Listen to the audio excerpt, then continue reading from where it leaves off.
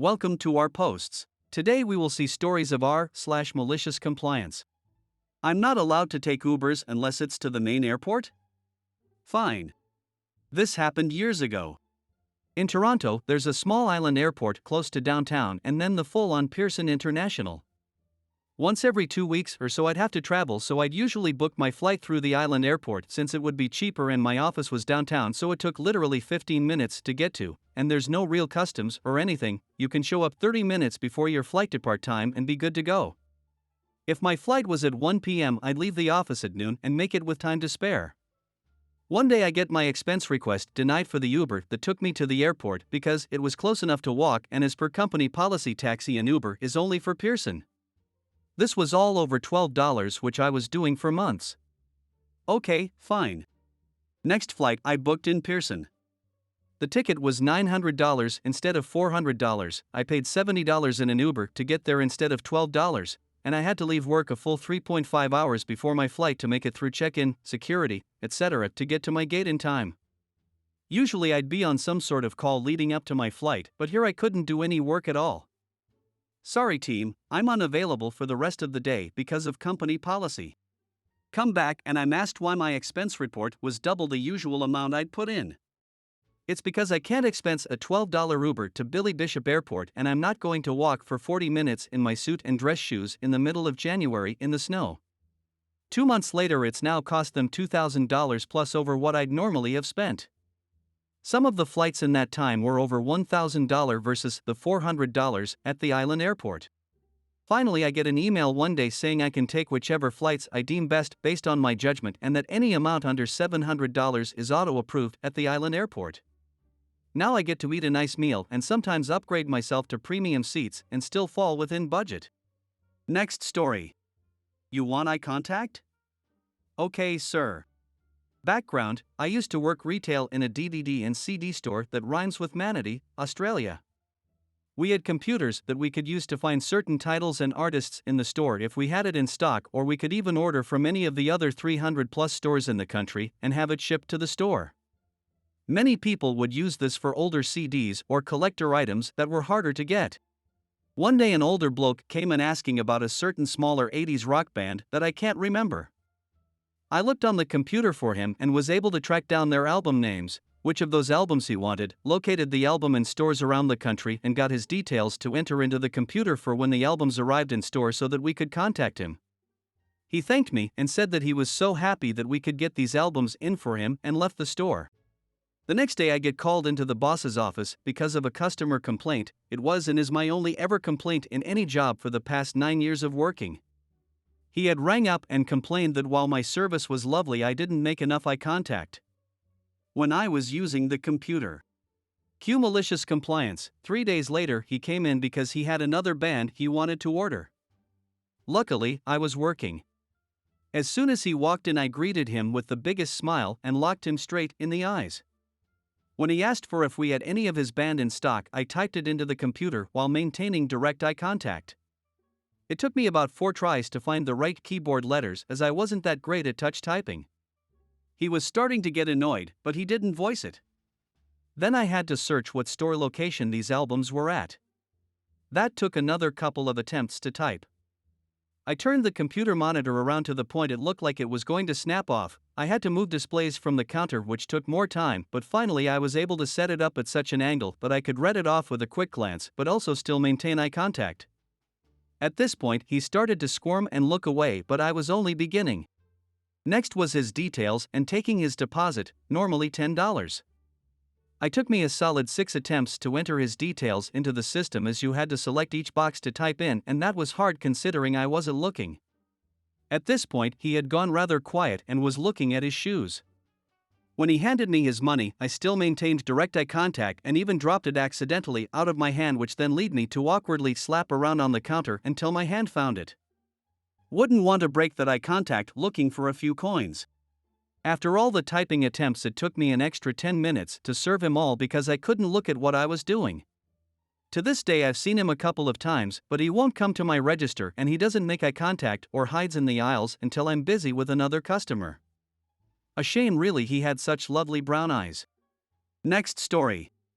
Investor wants to buy my house way over market value? Sure, no problem. So we'll start by saying that this story is not mine, it is my parents' next door neighbor of 20 years. Background: my parents and their neighbor bought homes in an up and coming part of Florida 20 years ago, talking 1/2 acre lots with 2,500 square foot homes for like $130,000. Our neighbor's home was a little smaller than my parents', no pool, and over the 20 years, the only thing done to the house was a new roof. Nothing else had been changed, everything was still the original appliances: paint, AC unit, cabinets, tile, and carpet. I wish I could say she took care of it and never needed to change things, but that wasn't the case. Our neighbor's house looks 20 years old. Well, she is a widow and the house is huge for just her, so she decided to sell and take advantage of the market. She listed it for $400,000. Despite her never having put a penny into it, the house goes on a bidding war, and the top bidder is an investor from California. She offers to pay $30,000 over asking, pay the closing costs, and can do it same day. Cue malicious compliance. The investor woman had two stipulations: our neighbor takes the house off the market immediately, and she turns over the key to her management company with the cash for the home held in escrow until the key was turned over and our neighbor's side of the paperwork done. Now our neighbor was upfront with this woman and the state of the home, and asked if she wanted to have her management company come look at it first. The woman says no, I'm renting the house and it doesn't need to be painted. Just pull it off the market. This woman essentially bought the home for about $450,000 when it was all said and done. So our neighbor immediately goes to the management company office with her realtor, signs her paperwork, hands over the key, and gets the check for the home. A few days later, our neighbor gets a call from investor lady. She is irate. The house is in disarray. It needs a paint job as soon as possible. New appliances and flooring at the least. She demands that our neighbor paint the house. She won't take ownership of the home until that is done. To which our neighbor responds to her, "It's not my home anymore. It was signed over to you and that the check handed to me and cleared. That house is no longer my problem. Enjoy." This story all came about because yesterday my parents called our old neighbor. There was a for sale sign on the house again and we were confused. Our old neighbor promptly showed up and told us the story, and we are all laughing hysterically because the woman has it listed for $430,000, which anyone with eyes to tour it would never pay, and even if she did get it, she'd still be losing a ton of money. Who doesn't love a story when greedy investors trying to inflate the market lose and lose big? Next story. Is this what you want? Fine. The customer is always right. I drive for Uber in the Dallas area and I received a ride request. I picked up the gentleman and it was a good ride. About 5 minutes in, the rider asked me what was on my rear view mirror. I told him it was my interior cam. He got mad and told me to turn it off because he didn't like such surveillance. I reminded him that the Uber app would have said there was video recording. There are also signs on the door. He could have declined booking the trip if there was a problem. It escalated when he yelled, "You better turn that damn thing off or else." Or else, I asked. Yes, was the reply. Turn it off or stop this trip. I verified with him his request and he said, yes, turn the damn thing off or end this trip. To which I said, fine. Have it your way. I will comply. At that, I exited the highway and pulled into a convenience store. He acted a bit stunned before shouting, "What the hell are you doing?" I calmly stated, "You said either I stop recording or I end the trip.